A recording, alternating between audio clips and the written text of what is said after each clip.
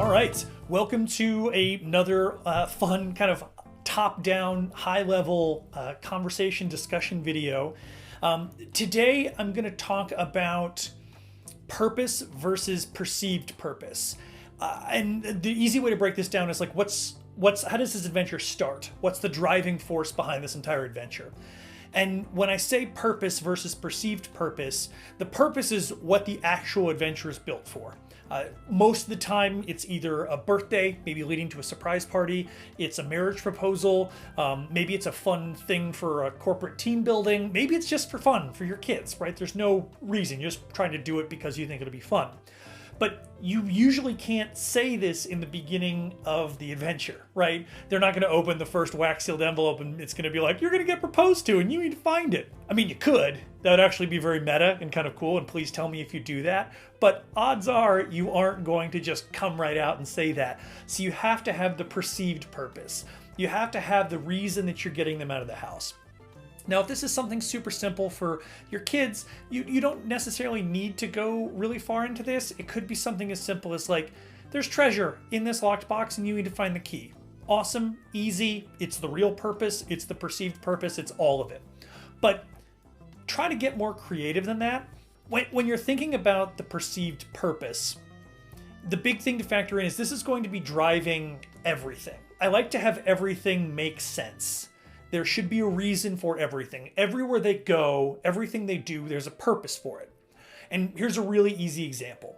If you're going to do something where the purpose is to find a killer, right? A murder mystery thing, you're going to have a hard time doing some type of random puzzle.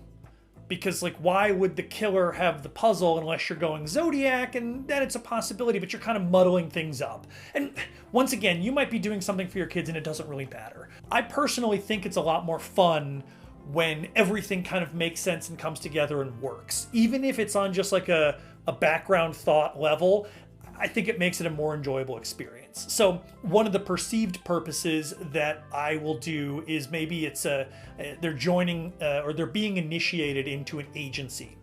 This is really great and open-ended because it allows you to test them, which means you can throw anything at them because it's a test, right? If they're going to become a spy, you can give them some type of encoded message to figure out. When they figure it out, it sends them to the next location, and that all makes sense. It's perfect. It's a perfect perceived purpose. Other perceived purposes I have are, just opening something. And I said this in the beginning, right? There's a treasure chest and you need to get it open.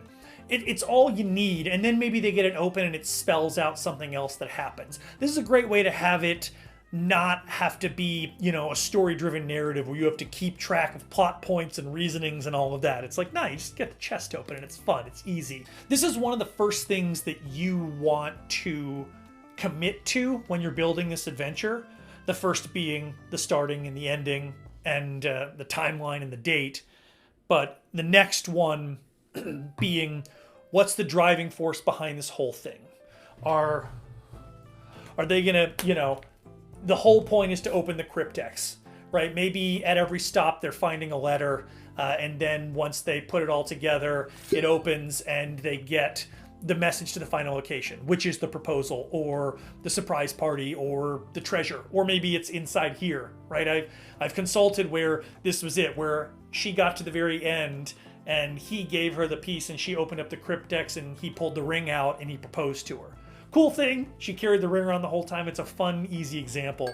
So brainstorm that. One of my favorite ones that I saw from my subreddit was a woman put together one for her, I think it was like 10-year-old son's birthday. And it was, mid-quarantine, so couldn't do anything. And the whole thing was like, mom's gone mad. So I think he got home from playing outside, or maybe he went to school, I'm not quite sure. But he got home and the power was out. And the whole thing was like, your mom's gone mad and she's cut the power.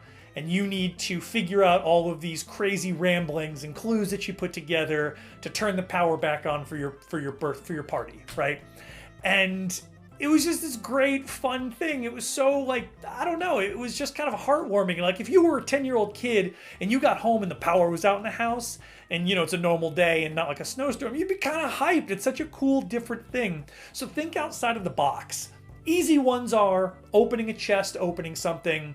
you're being initiated into a secret society, you're training to be a spy. Those are all great, but try to get creative. If you have any good ideas, give them in the comments. I would love to hear about it. I'm also going to post this video to my subreddit, and I'm going to ask the same question. What are some good perceived purposes? And I bet you there will be some good answers because there's some creative people there. So if you're considering building an adventure, if you made it this far, head over to the subreddit. If you like this, you can always support me on Patreon. Definitely like and subscribe this video. Helps me out a lot. But until next time, happy adventuring.